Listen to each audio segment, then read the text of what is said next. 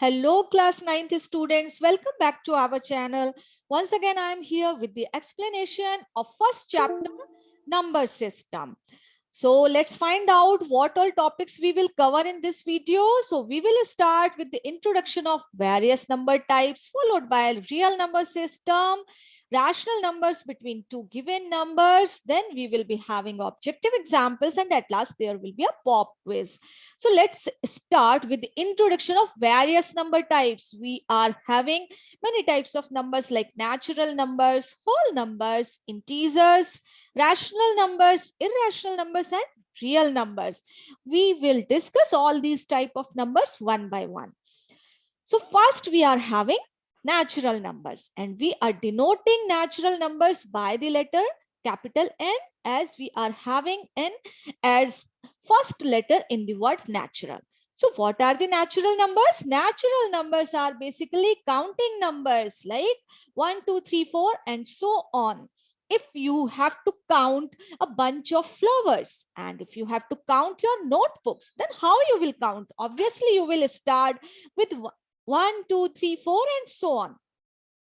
So we are having a set of numbers which starts from 1 and ends up to infinity. So it is a set of natural numbers 1, 2, 3, 4 up to infinity. Next, we are having whole numbers. Whole numbers are denoted by the letter capital W. And what are the whole numbers? So Aryabhat, the famous mathematician, discovered zero to the number system. Basically, zero means nothing, but it plays most important role in our life. If there would not have zero, human could not have reached the moon.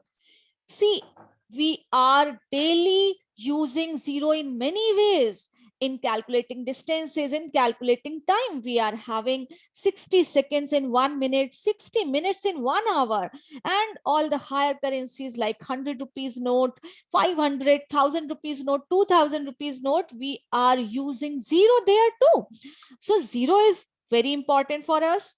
So with the involvement of zero with natural numbers, we got whole numbers. So whole numbers are basically zero plus natural numbers. So the set 0, 1, 2, 3, 4 up to infinity is making here the whole numbers set. Next, we are having integers, and we are denoting integers by the capital letter Z. Why we are denoting it by Z? Because in German language, there is a word Zahlen, and Zahlen means to count. So from this word, we have taken Z for integers. If we are going to places like Almora, Darjeeling, and Antarctica continent where temperature remains below 0 degrees, then how to measure that temperature? And if we talk about height of a building, then we say it's 30 feet high or it's 50 feet high. But if we have to talk about the depth of a bore well below the ground level, here we need to discuss the negative numbers. So basically, negative numbers are used to describe values on a scale that goes below zero, like temperature, latitude, longitude, etc. For example, minus 16 degrees, minus 24 degrees. So integers are basically the set of numbers, whole numbers plus negative numbers. So it starts from the negative side of infinity, like minus 3, minus 2, minus 1, 0, 1, 2, 3, and so on up to infinity. So this is the set of integers. Next type of numbers, we are having rational numbers, and we are denoting rational numbers by the letter Q. Why we are not denoting it by R? By the letter capital R, we are denoting real numbers. That's why we need to symbolize it with a different letter. So from where this Q comes? Basically, the word rational has been derived from the word ratio, and Q has taken from the word quotient, because in the division of two numbers, we get their quotient. So from this word, we have taken here Q for rational numbers. Now, if you are having a pizza and you are going to eat one slice of this pizza, and in total this pizza is having 6 slices, then how you will write this portion mathematically? You will write it like 1 by 6. 1 in the numerator means one part you are taking, and 6 in the denominator, all the parts of this pizza. So this is a fraction, means this one slice is 1/6 part of this whole pizza.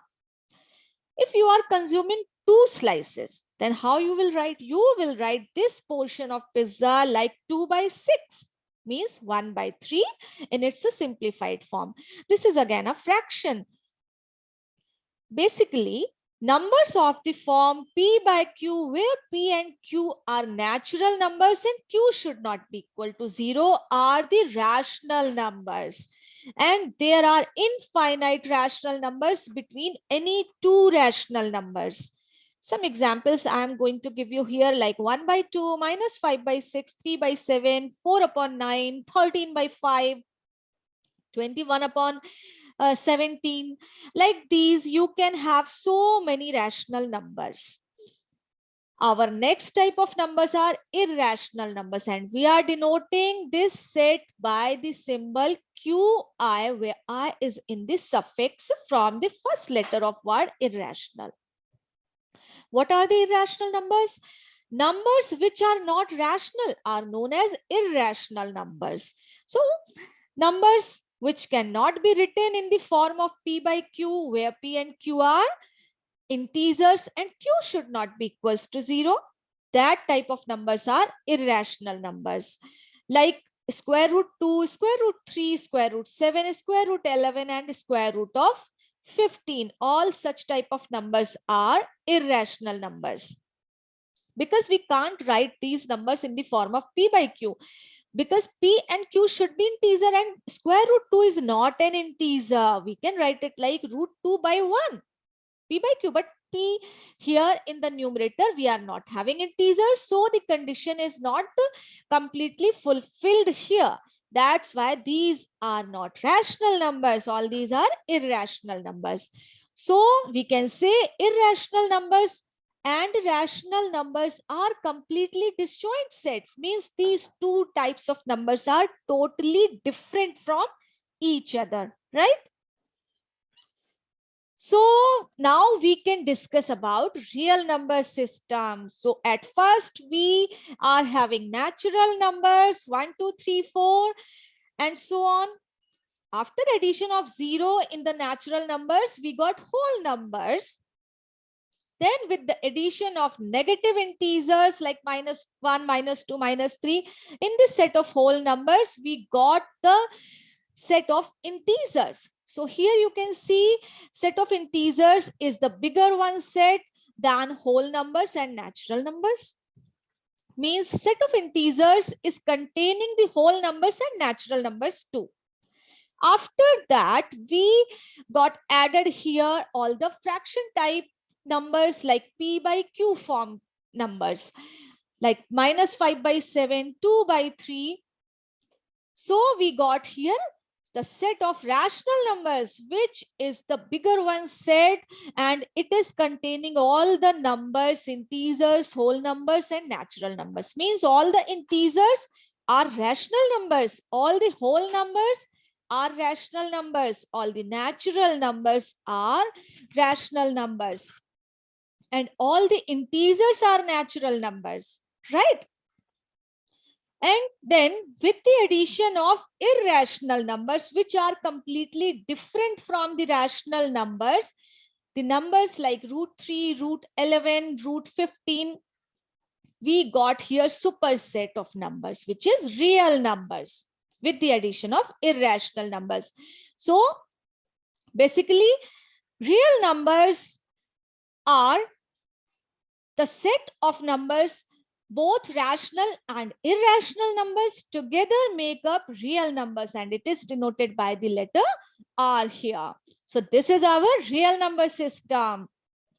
Our next topic is infinite rational numbers between two given numbers. We will discuss here how we can have infinite rational numbers between two given numbers. So let's have two numbers like 3 and 4. Find 5 rational numbers between 3 and 4.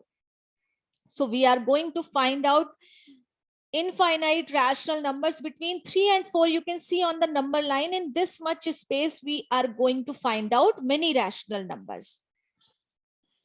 So we can write 3 like 3 by 1. In the numerator, we are having 3, and in the denominator, we can write there 1s. In the form of fraction, we can write 3 like this. Now, if I am going to multiply it with the same number in the numerator and in the denominator, so I multiplied by 10 in this fraction. So here we are having 30 by 10. And in the same way, I multiplied to the fraction 4 by 1 by 10 in the numerator as well as in the denominator. Then we are getting here 40 by 10. So 30 by 10 means 3 and 40 by 10 means 4, right? Now you can see in between these two numbers, I can write many numbers like 31 by 10, 32 by 10, 33 by 10, up to 39 by 10. Very easily I can write. And many more in this way. I can write 31.1 by 10, 31.2, 31.02 by 10. That will also be a rational number. So some I'm going to write here 31 by 10, 32 by 10, 33 by 10, and so on. Like this, many more I can write. In the same way, I can show you that just by multiplying with some different number, again, you can have many other rational numbers in between 3 and 4.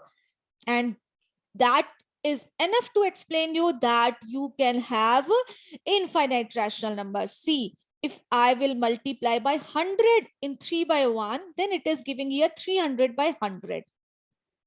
In the same way, 4 by 1 will give us 400 by 100. You can see I can write 100 numbers in between these two fractions, like 301 upon 100, 302 upon 100, 303 by 100, and so on, up to 399 by 100, right? And many more you can write like this.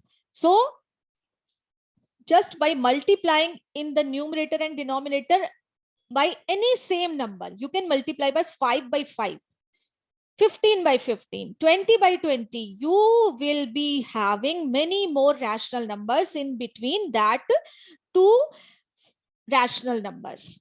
So this was the way to find out infinitely many rational numbers between any two given numbers.